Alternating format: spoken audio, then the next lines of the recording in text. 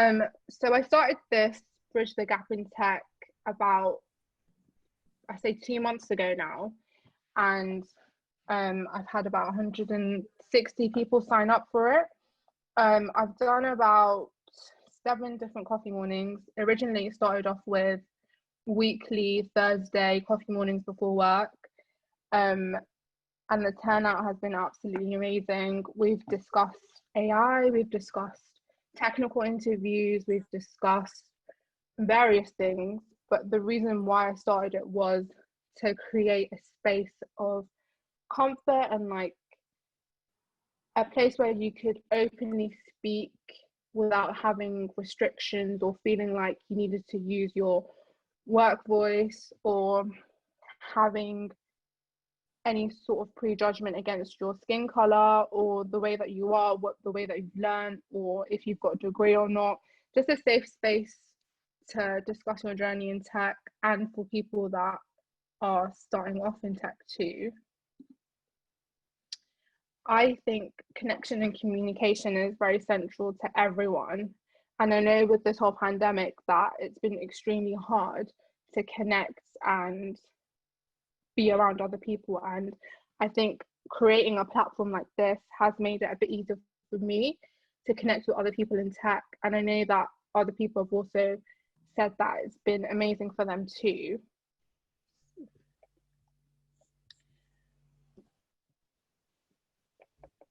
Okay. The why behind it was I've always wanted a community space. I've been to a bunch of tech events throughout the 7 years I've been in tech, and it's always either been me or one other person that's Black in the room, or it's been just me. The only major Black event that I went to in tech was the Afro Tech last year, and that was absolutely amazing. Like the vibe was different, the surroundings was different, just the whole atmosphere was different. Like I felt a lot more comfortable. I didn't feel like I stuck out like a sore thumb. I didn't feel like I needed to be anything other than who I am, which is extremely difficult when you're around a lot of corporate white people. I feel like they're not very inclusive of us, and yeah, that's my why. Just briefly about who I am and my journey in tech. I have been in tech for about 7 years now. I've worked in the corporate industry. I have contracted, but I'm technically working for myself now for the last 2 years. I'm freelancing. I'm also doing a contract role as well at the same time, but I feel like this freelancing role has sort of given me the freedom to work when I can, work when I want to work, even though it's a lot harder than the actual corporate role that I was in. But just the freedom of ownership and not having to answer to anyone was one of the main reasons why I wanted to work for myself. And I've always wanted to work for myself ever since I got into tech. I went through the traditional route. I got a degree in computer science. I'm also self-taught. I've taught myself a few languages. I'm also a mum to a 4-year-old who I'm currently teaching how to code, which has been a journey in itself. Yeah, that's me.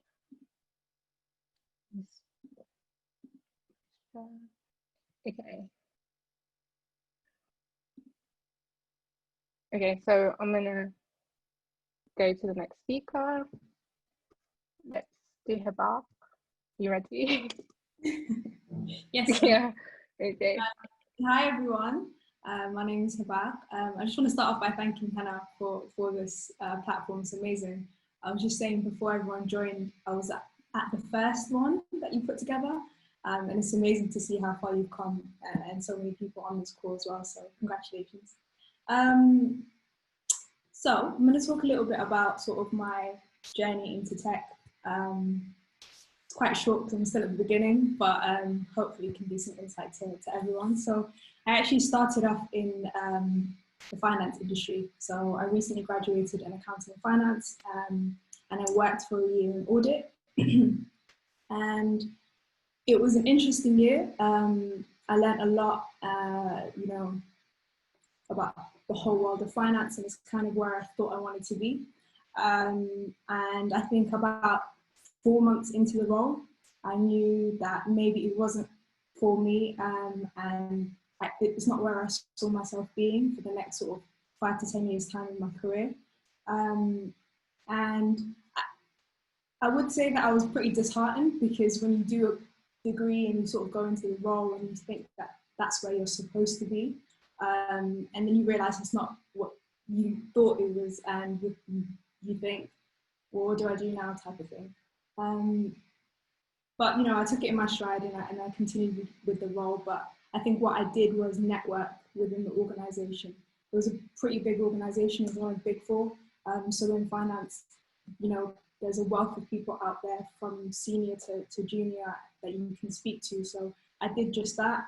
And I think my curiosity naturally led me to tech. And I started to reach out to people in that sector, in the organization, just met up with them for a coffee, asked them questions, everything and anything that I had on my mind, I just asked them. And they were really helpful. And I think they were the people that were the catalyst in sort of the beginning of my journey, if you like. Halfway through sort of my year that I was working, I came across a code school for women. The school was called 23 Code Street. So really amazing group of women. And what they do is they have this ethos. So for every one woman that comes and learns how to code at their code school, they help a woman in the slums of Mumbai, teach them technical digital skills so that they can help their families and make a living and a means to live. So that was really amazing. So I joined them. I did that for about 3 to 4 months. I learned how to code in JavaScript, HTML and CSS. By the end of the year, I kind of knew naturally that's where I wanted to head in. The year after that, I started, looking into roles that I could possibly apply for. Still pretty feeling like I don't have all the experience, so like, what can I apply for, type of thing. I attended then a Black History Month event late last year at Microsoft, and I got into contact with one of the recruiters there. And I was talking to her and I was saying, look, this is where I'm at. This is the experience that I've had. This is where I want to go. What can I do? And she was like, look, just apply, see if you get it. You would be okay, like just apply. And I did that. I just applied, and I got a role as a technical specialist. So I'll be starting that role in September, inshallah. Thanks. So that's what I'm going to be doing. It's sort of like a pre-sales consultative role. And it's pretty good because I think I'll merge sort of the experience that I've got with clients and then leading into more of a tech role, which I'm really excited to learn about, and then bringing in my financial knowledge as well. So that's where I'm at. And I think curiosity has led me here pretty much, but that's a little bit about myself. Okay. I wanted to ask you, what sort of challenges have you faced as being a Black woman in tech? I would say, I would talk about my experience as a Black female in the finance industry, and hopefully, if anyone else has some input on how it is in the tech industry, then feel free, because I haven't experienced it yet. But I think for me, the biggest thing is the fact that I am still quite young. I feel a lot of imposter syndrome, which I'm sure everyone else at some point has felt it too. But I think more so for me, because I wanted to make the transition quite young, in my quite sort of like early on in my career. I felt that in itself was a pretty big thing. I haven't even sort of scratched the surface of the finance industry, and I just wanted to move over. And within the finance industry, I kind of felt as though I was like a goldfish in the ocean type of thing. Especially working for such a big organization, you kind of feel like that instantly as soon as you sort of enter. But I think for me, that's something that I've been tackling and working on. And it is definitely something that plays with your mind, but it is a mental thing. So if you work on it, which I am, and then I'm sure with time it will get better. But those are some of the things that I faced, and also not a lack of representation, I think, is also a big thing that, you know, it is getting better, definitely, but it's something that still is a big issue, I think, in most industries. And I think that is something that I look for. And I think platforms like this is amazing because you sort of have a community of people where you see people that look like you, that are in roles and positions that you want to be in and aspire to be in. And I think it's a great start. Do you have any like tips and tricks for staying sane during lockdown? Say that again, sorry?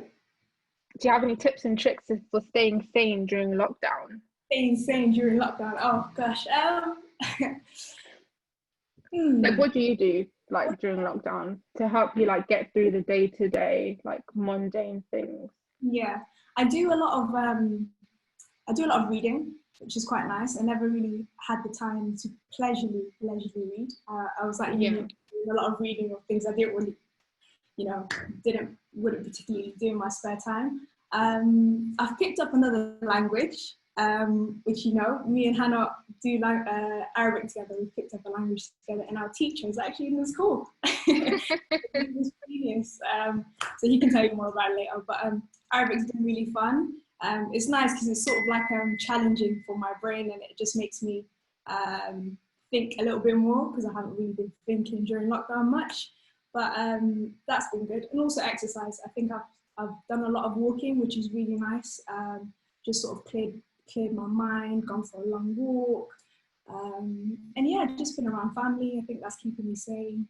And a lot of FaceTime calls with friends. I think that's also keeping me sane.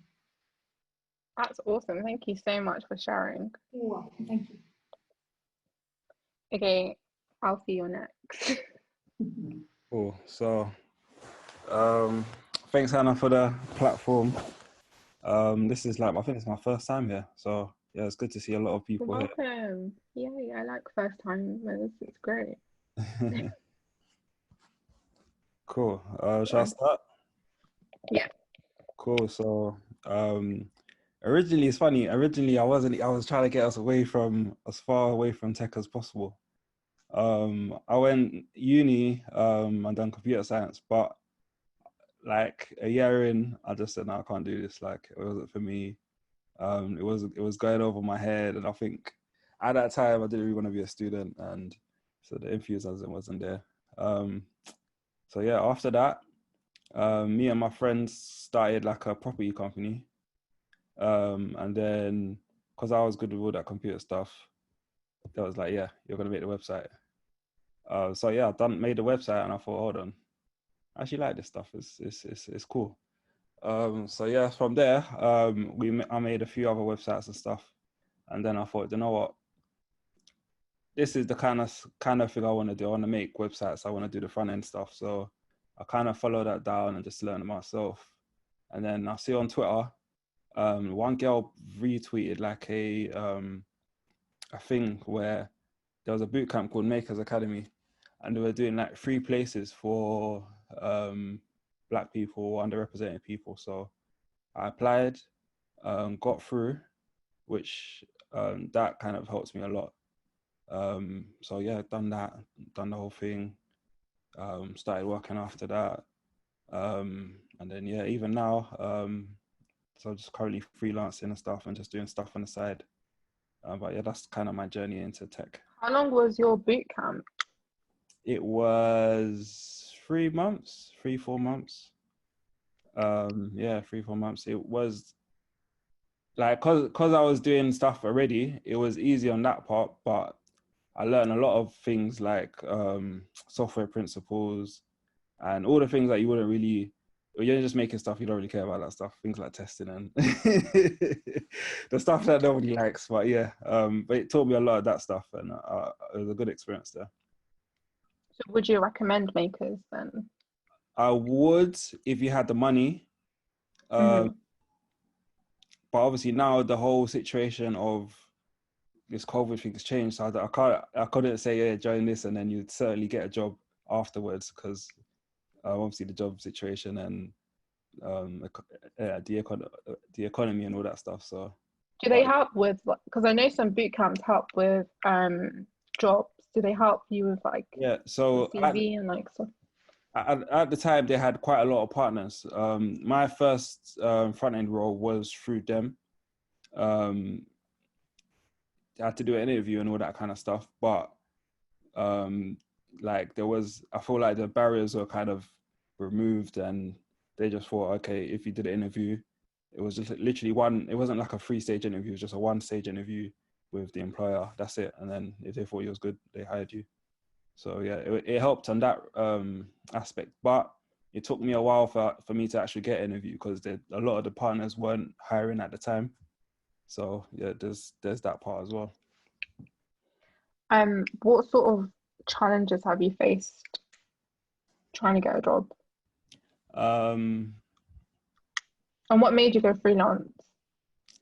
I like working for myself. I like that kind of entrepreneurial thing. I feel like that's kind of what made me not enjoy uni that much, because I think everyone kind of, even though that's not the path, I mean, of, going to uni then get a job, etc., etc. When I was speaking to a lot of people around that time, it was like that was their path. So I kind of felt, yeah, maybe I was in the wrong place and etc. But yeah, that's always what I wanted to do. I like the freedom as well. Yeah. What advice would you give someone starting off with tech? Because you've had both experiences with like a degree and you've had an experience with boot camp. What would you say is more worthwhile? I'd say for me, because I didn't really want to go uni, the boot camp thing helped speed things up a bit. But it really depends on what you want to do, because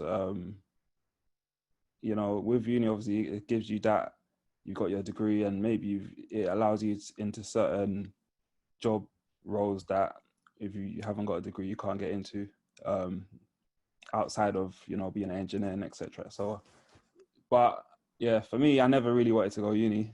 With the parents, your mum just saying, yeah, you have to go uni, otherwise you're not living there. So yeah, I think it depends on your kind of what you want to do at the end of your career or whatever. Okay. And what's one thing you're doing to keep sane during lockdown? I work on a lot of like projects, personal projects, just to give me something to wake up and think, okay, I need to get this bit done or whatever. Also helps me learn and pick up new stuff, and I think walking as well, like long walks. Where I live is like a lot of parks and green stuff, so that always helps me. Like when I feel frustrated or whatever, just go for a walk, come back, mind's refreshed, ready to go. That's awesome. Thank you so much. That's all right. For sharing. You ready? Yeah, I'm ready. Okay, let's go. Okay, hi everyone, and my name is Jasir, and I'm a senior software developer. So I've been working in the industry for the past 5 years. My route is a bit different to everyone else's. So I've just done the traditional route. So I've done IT and national level 3 in college, and then I've done computer science degree for 4 years, done a placement year, and then I've got a graduate job after, and I've been working there since 2016. So for the past 4 years, I've been working there now. So I started uni in 2012, finished 2016. So the first 2 years I've done uni from 2012 to 14, and then 14 to 15 I've done a sandwich course. So I've done a placement year, and then 15 to 16 was my final year at university. So it was all traditional path. 2010 to 12 was college, 12, 16 uni, and 16 to 2020 just been working. And I think that's basically my route of and how I got into technology. So it was just the only thing that I was pretty much good at when I was in secondary school. So I stuck with it, and that's the advice that I've got from my parents, and I think that's the path that I followed and over the past 10, 12 years, from all the way secondary school to now. What does your role like entail? In terms of what I do at work, I think when I was at university, it was all open source and languages. So we've done a lot of Java, PHP, SQL, and that sort of stuff. And that's what I've done in my placement year. But when I got into the company that I'm working for now, they're Microsoft partners. So it was all Microsoft technologies. So all the .NET stuff and .NET Core, .NET Framework, it was web APIs, like that, all that kind of stuff. So then web services using WCF. So it was pretty much all .NET technologies and what I've been doing over the past 4 or 5 years. And I pretty much enjoy it, to be honest, and I find C# a lot easier and better to use than Java. So I'm going to be sticking with that for a while now. What tips and tricks do you have for like working under pressure? So if you've been in the industry for a while. I think I'll say working under pressure, I think the thing that helps me out a lot is I basically set a to-do list every day. So I'll have like a particular thing that I need to achieve for that day. So I'll break it down into like small steps, like maybe 5 or 10. And every half an hour, 1 hour, just worry about one particular bit. So I don't worry about the whole picture. Just make sure that I got the 10 things or 5 things on my list and just take them as I go along. And then I feel like that helps me manage. So if I take 5 of them, I know I'm halfway through. So I don't stress myself over the bigger picture. It's just more like breaking it down, just like how you'd work in a code as well. Whatever you got to do, break it down into smaller bits, have your list, and then just go through that list. That's what I would say helps me out. And have you faced any challenges being a Black professional? I'll say in my case, I haven't faced any challenges at the moment in terms of working professionally, but I'd probably say I've had a few challenges at university. So that was a lot different when you get in certain grades and like the grades don't match how you look, basically. There's a lot of questions asked. But besides that, I think in terms of working as a software engineer, it's been good so far. I haven't had any issues in terms of being a Black person, but I know issues definitely exist and some of my friends have experienced it. But so far, I think for me, I've been lucky. What are you doing to keep sane during quarantine? I think in the first few months then I was struggling quite a bit because then we started working from home and I didn't know how to manage my time. So I was basically ending up doing 12, 13, 14-hour days, like doing work, and a lot of the overtime hours is basically unpaid. So I realized, you know what, this is not going to work. I need to make sure that I can manage my time better, make sure that I only work the 8 hours that I need to work for that day, and then find other hobbies that can keep me sane. And what I've found is basically running. So I'm into running quite a lot now. And we started me and my friends, we started about 8 weeks ago. And so the challenge was to go from nothing to half marathon in 10 weeks. So we got 2 weeks to go now. So I think that's been keeping me sane. Wow, thank you. Thank you for sharing. And thanks. I think that's pretty much it in terms of how I got into technology and what keeps me sane. Thank you. We'll probably have a ton of questions for you at the end. No problem.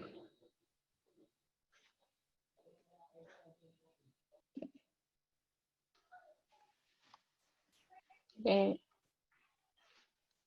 Hi everyone.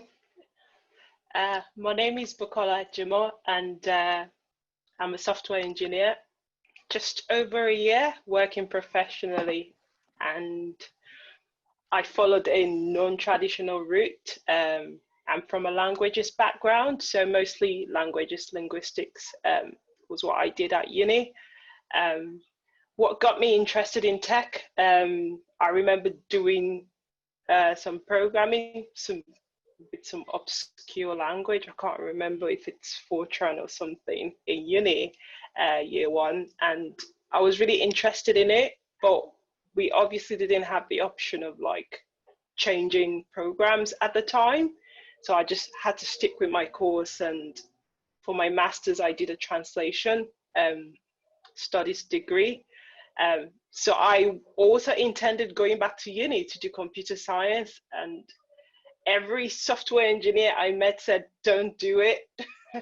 So I literally didn't do that. I didn't do that. And then I decided to start teaching myself to code. I met someone, I remember I met someone at dinner who is a software engineer, and he was the one who encouraged me. And I asked, what language shall I start with? He said Java. And that's what I picked. A lot of people said no. So I picked Java. I started teaching myself Java for nearly 2 years. And then 2018 it was. We're in 20 now. No, 19. I applied to go to a boot camp, School of Code in Birmingham, and did that for 16 weeks, where I learned JavaScript, the whole full stack thing. Sorry, I've got my daughter here. What's the matter? It's fine. Oh no, oh no. Yeah, take some water. Yeah. Oh, she's got her own water. All right. So, there you go. And I'll give it back to you. Yeah, just make sure you shut the door. Sorry. It's fine. Yeah, so after the boot camp, got a job at The Economist and started working. So far, I've enjoyed it. I think for me personally, even when I started self-teaching, I had done a bit of HTML, CSS, and I just didn't quite like it because it's just, I'm not a UI person, so I really wanted to do back-end, just back-end development. Going to the bootcamp was mostly to also help make it easier to get a job, but like everyone kept on going, no, everyone starts from the front end. Everyone starts from the front end, but somehow I think I was lucky to get, you know, a place where I've been exposed to a lot of back-end development, cloud, and you know, that's literally exactly what I wanted to do. I've always wanted to do, and that's mostly what I do now. That's amazing. So how do you balance your career and being a mum? How I balance it? I work hand in hand with my partner, and I think that's helped a lot because we support each other. So it's not a solo game, thankfully. So he knows, you know, my dreams, my career plans, and he supports. Prior to going to the boot camp, when I first started teaching myself, I was staying at home for like 4.5 years after working. So you go on maternity leave, you don't go back to work. That's like the standard. So I stayed home with my kids. I was also working part-time as a translator. But then that was when I started self-teaching. So for me, it's mostly been like time management. And I think that's one thing that's helped me. I have to break my day into like a proper plan and schedule and stick by it. I mostly do my own studying and coding before everyone gets up, because then that way I can be fully available for, you know, looking after my family and everything. And I still do the same. I mean, I'm used to waking up early. That's why when someone said they don't wake up early, it's like, no. Like 6 a.m. gang, wake up at 6. Yeah, I wake up before 6. Do you? What time do you wake up? 4, 5-ish. Wow, I thought I wake up early. Okay. 4 a.m. Wow. Yeah, I'm used to it. What challenges have you faced as a Black woman in tech?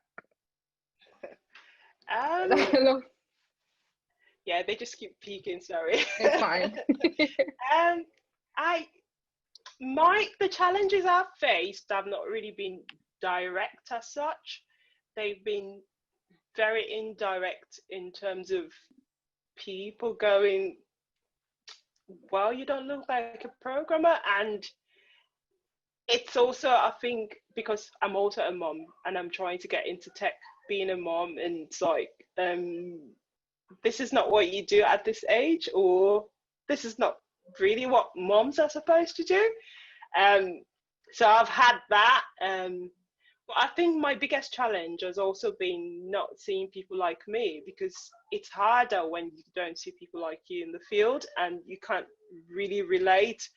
I've been to meetups as well, and most of the meetups that I attended prior to going to the boot camp when I was self-teaching, it's either I'm only the Black person or I'm the only woman, and that just makes it really hard, you know. So I just go back home, and for me it's always like I start to ask myself, can you really do this? Like, there is no one that looks like you there. So what are you It's going so to hard to do? network as well when you're the only female or woman in the room and you're the only black person too. It's like who do I speak to? Yeah. Yeah. So that has been a major like challenge for me. But I'm glad I'm here. Yeah. What have you been doing to keep sane during quarantine? Apart from doing my own personal projects as well, time management, I've had to like stick to my 9 to 5, so to speak. I don't do out of hours. I just don't do it. Once it's time to clock off, I just, tell everybody we're not necessarily, you don't have to tell people that, oh, you're starting work or you're not. But I made it a point, I made it a duty to like send a message on Slack once I start work and send a message once I finish, because for me, that's my signal to say, don't message me, I'm done. And that helps me separate work and home. So I start 7. Well, they're quite flexible. So they said, if you want to start earlier, it's fine. So I start 7, finish 3, and that gives me more time for family and for house chores and things like that. Other things I've done, my hobbies, exercise. I do a lot of Zumba, knitting. I also started volunteering at Code Your Future, which has been really good. Just being able to help other people learn to code, that's been very rewarding for me. And that's really kept me sane as well. So my life doesn't just feel like, I'm just coding for work or coding for myself, but I feel like I'm giving back to the community as well. So That's amazing. Is it open to everyone or is it just Code Your Future is for people from disadvantaged backgrounds. If you're obviously from underrepresented groups as well, like us blacks, you're more than welcome. So it's mostly that. Yeah, it's not everyone. I'm just trying to think if they take everyone. No, I don't think so. No. Okay. Thank you for So sharing. anyone, yeah. Could you put the link in the chat if anyone's interested? Yeah, sure. That'd be amazing. Okay.